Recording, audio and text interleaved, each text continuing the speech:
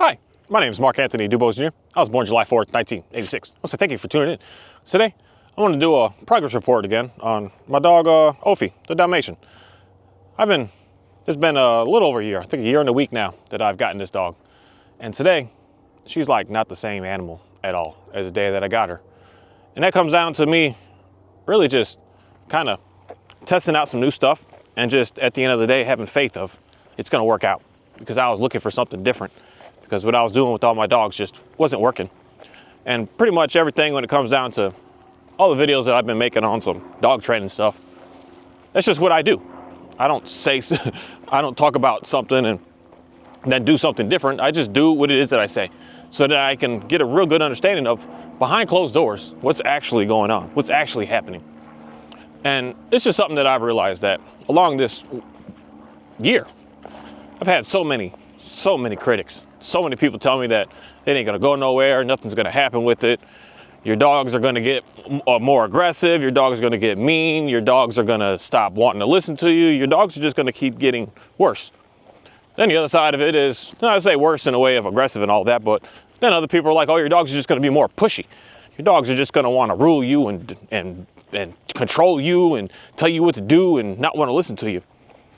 And I was listening to all this stuff, in reality going against what it is that I really am kind of all about in my life, because I was personally struggling with the inside problems of my own self. And then I realized it was just the amount of control, that if everything wasn't in control, I felt out of control. So I had to put more control on. So that's in reality what I was doing with these dogs. And then when this whole concept of let the control go, dude, just stop, just do nothing at all. Stop trying to be all on top of, stop trying to smother, stop trying to have an obedience cue for every single thing that you're trying to do on this planet, but just relax and just live and just be. I noticed my own self, I started getting into a very cool, word I'd use there is an amazing place of really seeing way more calmness in my life. And not only just that, I've been doing that with these dogs, and I've been seeing extreme amount of just calmness and patience and willing to want to do for me more than I could ever anticipate. But still, at the end of the day, I don't expect that they want to do anything for me. I just do for them as much as I possibly can. I don't worry about what I'm going to get in return. And these few little simple concepts that I realized has really gotten me into a really good place, especially this Dalmatian. Day one I got her, I didn't have a harness the first week or the second. I think I got a harness when I had her about 3 weeks. So she was already pulling in the collar. I never put an expectation on this dog to walk with me. I put her on a harness and I let her drag me. I got my bungee leash, I got my little waistband that I put around my waist, and I just let her drag me every single day, over and over and over. I put no expectations on, girl, you need to be with me. I just said, you got something that you need to do, so I need to allow you to get it out. So she's dragging me in a sense of doing what she needs to do, of what I know she likes to do today. She likes to chase stuff and she likes to run after stuff. So I started to dial that in and said, okay, you like to chase? Let's get that set up so that you could be able to do that in a safe manner, so that I feel comfortable and you're not putting yourself in danger or even putting my own self in danger. And I just started to realize that I started to give what she wanted, what she needed. Forget what she wants, what she needed. What the dog is absolutely needing. There's needs. It's not just feeding the dog. It's not just housing the dog. It's not just giving the dog some water. It's needs behind them. And I started to really just push that. I didn't care about, in reality, how she treated me. I didn't care at all about if she'd be jumping on me, chewing on me, chewing up my furniture, even though she didn't do any of that. But she still likes to jump on me. But now I got a new thing of realizing she likes to jump on me. So that's how I get in my perfect recall, that I can call her and I can do something to allow her to say, hey, girl, like, Ophi, let's see what she'll do. Come here. I got this perfect recall now at this moment because she knows she could do something that she wants. I let her come up and jump on me. Hi, girl. How you doing? Okay, let's go. Something that that's not a need for her to jump on me, but that's a want. She really likes to just get close to me. So I'm just pairing all these things that I know that especially she needs for her to really want to be able to just listen to me, as opposed to it being something that's just like me forcing it and not giving her what it is that, like her desires, for instance. her desires are not, let me give her some food, because this girl is obsessed over food. And if I would like, oh, get a recall with a treat, yeah, it will look good when I have the treat, but when I don't have the treat, then what? Then where am I gonna go? When I don't have the toy, then what? Then where am I gonna go? When something else is more important than that treat, there's all kinds of stuff out here that's a competing motivator of like all kinds of foods and bones and all kinds of weird things. I don't really care about the bones, but random pieces of food everywhere that people just throw off on the trails. I can't have her just chewing all of that. It's a safety hazard. So there's always going to be something that's going to compete against what it is that you have, as opposed to you being the prize, you being the show, you being the one that the dog looks up to. There's no competing motivators against that. They're going to pretty much always, almost always, and I'm experiencing this with this dog, pretty much almost always in almost every situation, in every case, she's like, I'll listen to this guy. Because in the end, she knows I'm more likely, and maybe not even in that moment, but I'm going to give her what it is that she desires. And what she desires is she loves to run and she loves to chase. And I've just been letting this dog do this and do this and do this. And to the point of today, like there's birds, there's squirrels, there's skunks, there's rabbits, there's raccoons, there's deer, there's everything on this trail out here, especially this one. I like this one a lot because it's just open. It's open. There's open space for her to just take off. And again, I just do my videos where there's no one around, because I just don't like to invade people's privacy, I guess I can say, and just have all kinds of folks in my videos. But she will act and be this way no matter where I am, no matter what setting I'm in. So if there's dogs and people and cars around, yeah, I leave her on the leash. But she doesn't dance around on the leash. She doesn't lunge and pull on the leash. She doesn't do anything on the leash, no matter where I take this dog, no matter what I do with this dog, in any scenario, any situation, at any time. She's always calm, she's always polite, and she's always just hanging out. And I see that because I've been giving her what she needs, instead of worrying about me forcing this level of control on her, saying, you better be calm, you better sit down, you better walk with me, you have no choice but to do that. And again, someone would say, oh, I'll give my dogs treats to be able to do that. It's not a bad thing. You are still forcing the dog to be with you. And the more that I just keep working with these animals, the more I realize that actually still is, in my opinion, the worst case than just slapping a leash on a dog and just yanking a dog to stay with you. You're using manipulation in a way that is just, it's so toxic. And then you wonder why, because I hear this from so many people. My dog only sits when I have a treat. I'm like, yeah, because it doesn't give a crap about you. It's only doing it for what it's about to get from you, not for you being who you are. And I've been trying to figure out how to be able to get the dogs to really understand that, without it being a sense of, again, force. Because then if you don't have the specific collar on the dog still doesn't want to listen to you. That's just, to me, that's foolish for me to have to need something like that other than just me to be able to get my dog to want to listen to me. But the biggest thing is I've been allowing this dog to just, I guess the best word that I could say is express her control in what she needs, which is her running and her chasing. And when I give that to her, she's like, okay, now I don't need to do that all the time everywhere. Now I could turn it on and turn it off. Now, because for her, for instance, if I really want her to start chasing, she knows. Her cue to get chasing is I'm going to hook her up on that harness. I'm going to have my leash on it. And I'm going to start pulling on it. And she's like, oh, I could go run now. And she'll just go absolutely insane and just run and pull and just go crazy as all heck can be.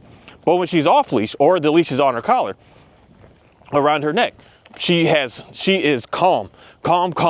I was going through the process of day by day, week by week, month by month. I even have videos of seeing this dog start to get excited. And I'm like, oh, she's about to get to the point of chasing soon. She no longer even does that anymore, especially when she's just off leash, because she knows when she gets that desire in her, I want to chase, she just lets it go today because she knows it's not the time and place right this moment. So we just move forward.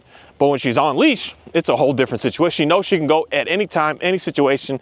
I never ever say no to her. I just say, you go chase it. I put myself in a jam, maybe 2 times so far, where I wasn't ready and she just took off and running on that leash.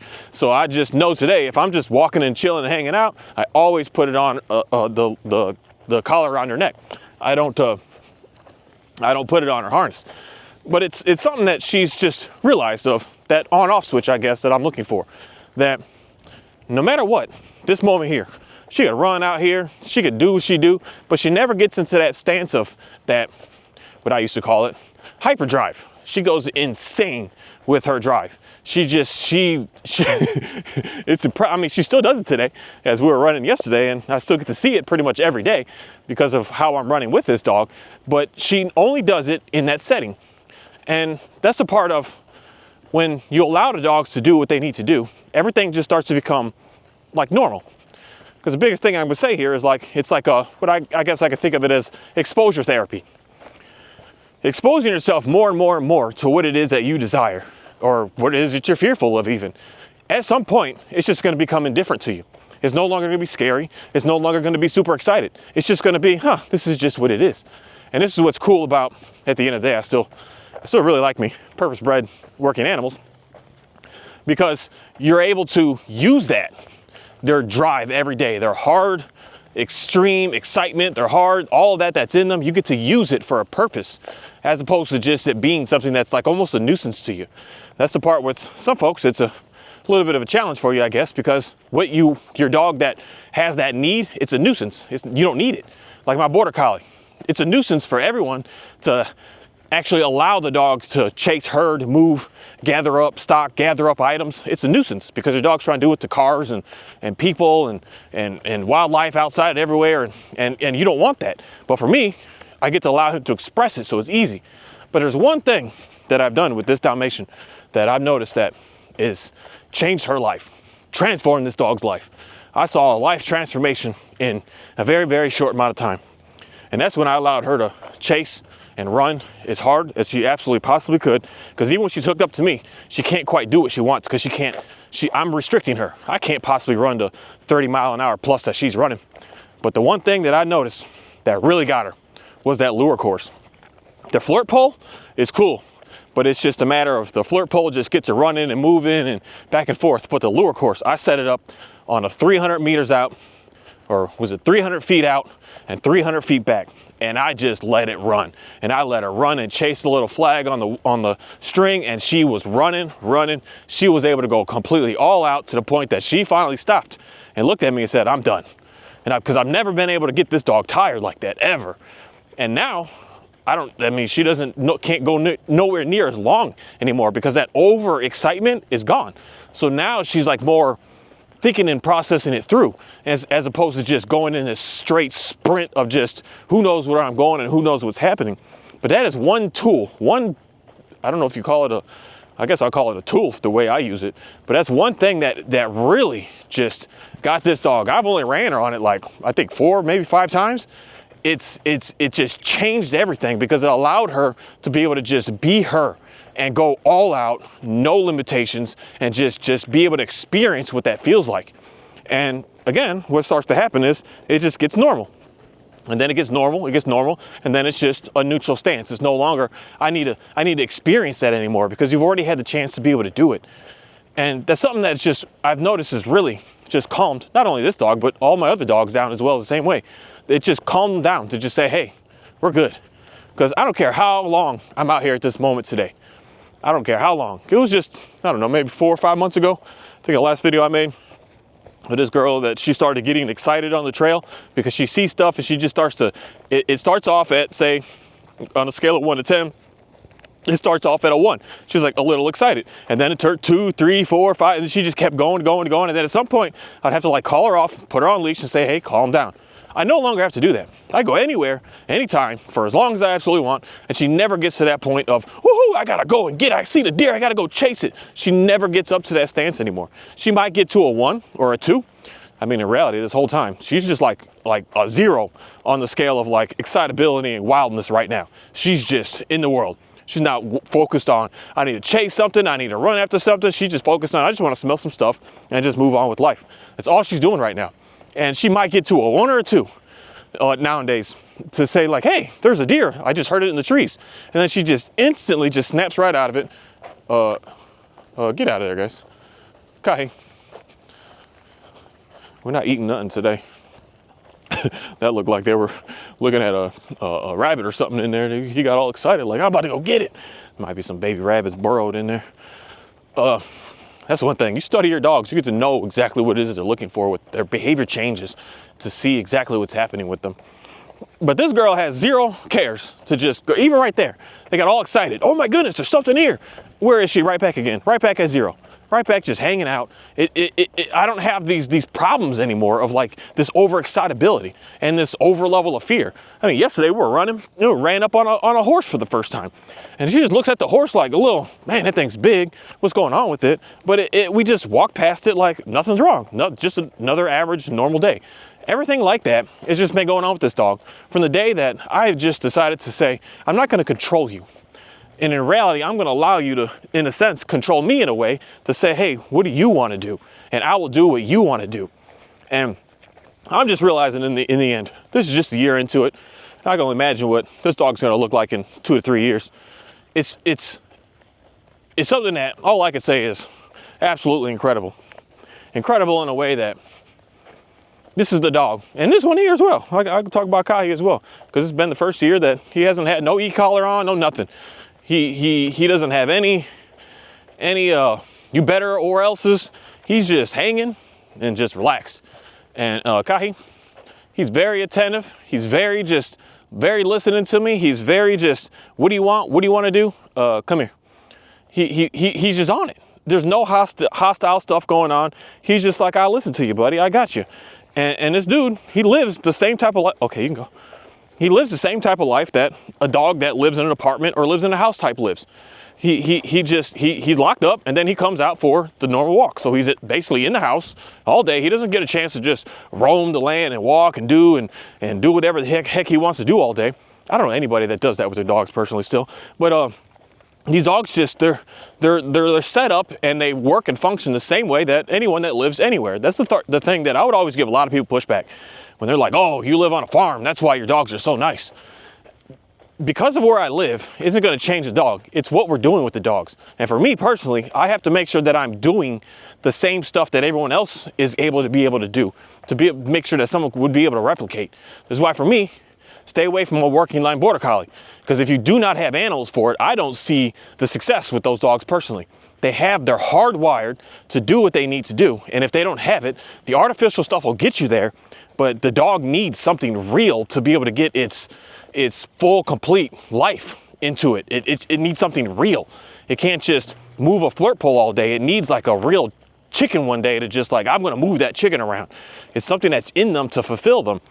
But for all the rest of these dogs out here, they're all just, at the end of the day, pet dogs, because we're able to just artificially do whatever it is that they need to do.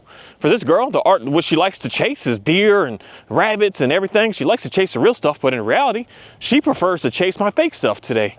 So I put that flag on that lure course and she gets to go all out. She's just as happy as all heck can be. She doesn't care about a rabbit. She doesn't care about a deer. She doesn't care about nothing. She's just like, I see a flag and I want to go get it. I'm going to go get it. And in reality, when I first got her, she didn't want to chase the flag. She didn't care about the flirt pole at all. So I had to get creative with getting her to be able to understand how to, like you could do it, girl. You can chase this, you can get it out. And she was just got it all out. And I just realized, I'm pushing as long as possible. I'm teaching her a down at this moment, but not in a functional obedience way. Just in I just like taking pictures. So just in a picture sense type situation. And I don't rely on a single lick, a single thing of obedience. I didn't train no recall. I didn't train no sit. I didn't train no down. I didn't train no wait. I didn't train no stay. I didn't train no nothing. But yet she does everything that I'm looking for. She does more than I ever could even anticipate when I'm not worried about forcing her to be with me, but saying to her, like, do you even want to be with me? There's many of the days that, especially when I first got her, she's just sitting on the other side of the couch. She's sitting on the other side of the room. And I'm not going to force her to just stay with me, to say, hey, you have to this or else. Because the main thing I say with that is, you can't fast track your success, I guess I could say, using the word success, by keeping a dog on the leash. But the biggest thing is you cannot be touching the dog, talking to the dog, handling the dog, trying to get the dog treats all the time. You got to just allow the dog to come to you when it wants to come to you. And that's the part of a force that I'm learning in reality straight up. I don't think I really even, because I'm kind of excited to get another dog in a couple of years to test that theory out. It might not even be a couple of years, might be a couple of months to realized that I don't even need that leash to convince the dog to want to be with me, to like say try to fast track it. I think that I can do it with no leash and the dog will want to, because my border collie, I never trained that dude, had a leash on that dog ever, but yet he stays with me and he always wants to stay with me. And I want to try that with a different dog that's not him, because I don't want to say he's an easy dog, but since I have animals for him to move and do, he's an easy dog. If I didn't have animals, it would probably be a lot more complicated. But if I didn't have animals, I wouldn't have a need for a dog like that. I would never have gotten it. Like, I would never have gotten that dog. But it's just something that I'm just noticing is the more that I was relying, especially with this Shepherd Kahi, the more that I was relying on obedience to convince him to be with me, the more he didn't want to be with me, the more that he would just disregard everything that I would say. And then I would have to come in with that level of said force. That's why I couldn't get away from the e-collar on him. That's why I couldn't allow him even around other animals and other people even. I mean, this dude walks up to people and if they're like, hey, can I pet him? He'll walk right up to them, let people pet him. He'll walk up to dogs and want to engage or want to play with them. This dog has never, ever, in what I had him now, 3.5 years, never has he ever wanted to walk up to a single person and especially another dog. But now today, he's like, let's play, let's have fun. We're good, everything is fine. He's so more relaxed, much more calm, just in a sense of happy to be here as opposed to forced to be here and he's just like, I can't stand my life right now. It's the big differences that I see, and I just really have come to understand how to, at the end of the day, have a really nice dog. It doesn't come down to convincing a dog. This is the biggest thing that I think that I'm doing a lot of work with, to put a lot of change with.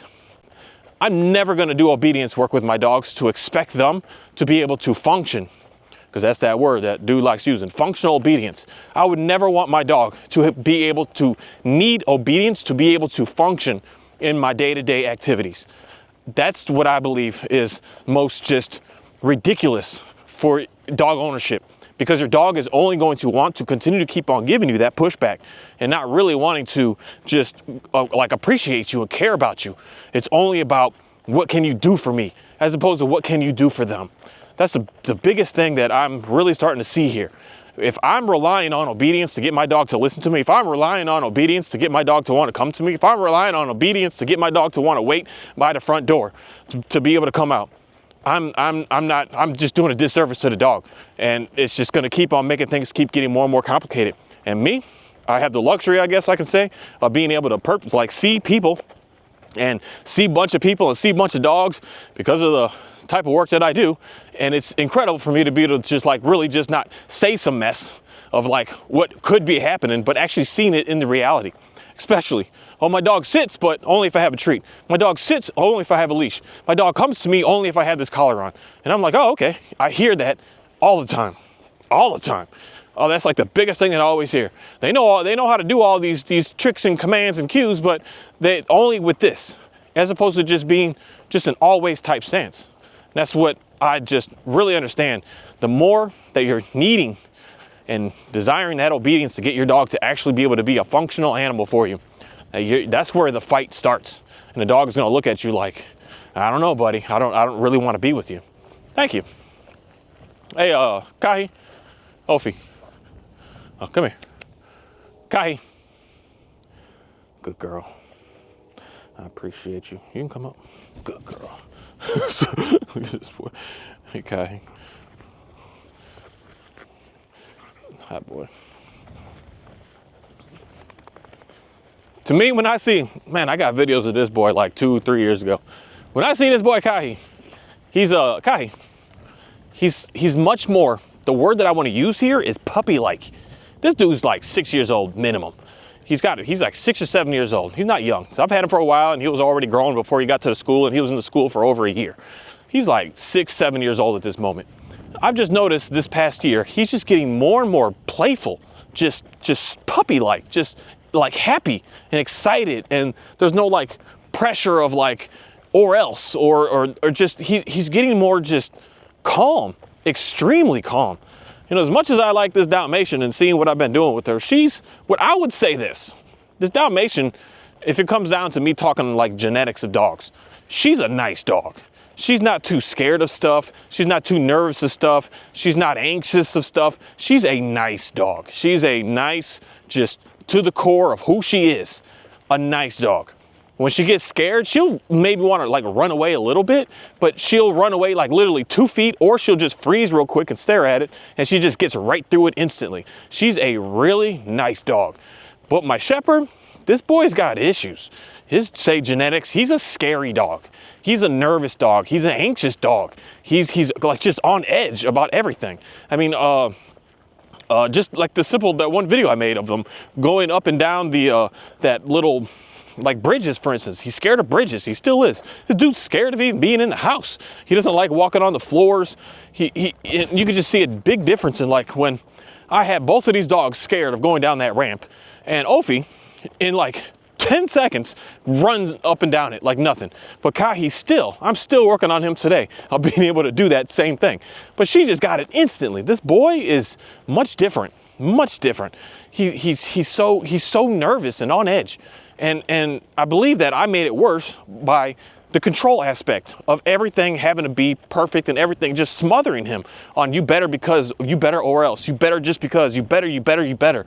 When I let all that go, I see a dog that, granted, there was a period that was like 6, 8, 9 months. That was like, man, his dog is, he's hard to deal with right now because we're going through that transition period of said control to let's just hang out, let's just relax. And to the point today, I just see a dog that he looks like a puppy. He acts like a puppy. He's so happy. He's so just spunky, and he's just so willing to want to basically get in and do anything that I'm asking for from him. He's so much more relaxed. Kahi, we gotta wait here because there's gonna be we're back on the main trail now. I like this added thing they did. Hopefully it's just added and it's not like they're building houses here. Ophi, out. But he's just so willing to just listen just because, not because of a sense of like something is going to happen. Like everything with him was e-collar. I didn't have to like blast him with the thing to get him the function. I just had to give him a little tap and a little tap and a little tap. And then after a while, I'm just like, I never got out of the little tap. It's just like I had to constantly keep doing it over and over and over and over. And in reality, it just seemed like it was just making us be worse and worse. That's the part when he's just like, basically the way I could look at it is I'm being evil to him. So he's like, I guess every other human is just like that. And in reality, that's how all the trainers were working with him in the school and stuff before I met him. Just hardcore, you better or else. And he's just like, well, all humans are like this, so I basically don't like any human. And he got cool with me in a sense that I would say he respected me because he realized he doesn't need to like try to one up on me, because at the end of the day, I used to be kind of ruthless with this dog of really just putting him in place with that leash and saying, no, I said so. And it made him, in my opinion, just more and more scared of pretty much this is how everybody is. So that's why he would never want to be around people. But then now, when we're just happy, chill, I pet you, you run around, I rub your belly, and he's just like, oh man, other people are probably like that too. And then he's starting to be able to actually experience that. If other people just pet him, and he's like, oh, you guys are all really cool. You guys are all really nice. You're not on this like trying to control me and force me and dictate to me. He's like, y'all are just chill. And that's what's really relaxing him. The same way with, this is a dog that used to get ran up by all the dogs. My goodness. I don't know what it is. He doesn't bite, but he loves to get bit. Dogs would just bite this dog. And now I have zero issues with that anymore. Zero issues at all with another dog worrying about biting him. He just stands there, looks at him calmly, and another dog can even be barking at him. He's just like, buddy, it's cool, chill. It gets them to stop, and then we can just move forward. It's such an interesting thing of realizing that, again, functional obedience to be able to get your dog to function. That's good for some sports stuff. That's good for some sports stuff and some show stuff. That's not good for everyday, all day type living. And that's what I'm really just understanding with giving the dog what it needs. It needs to run, you got to run it. Dog needs to chase, get it to chase. The dog needs to dig, get it to dig. The dog needs to search something out, get it to search something out.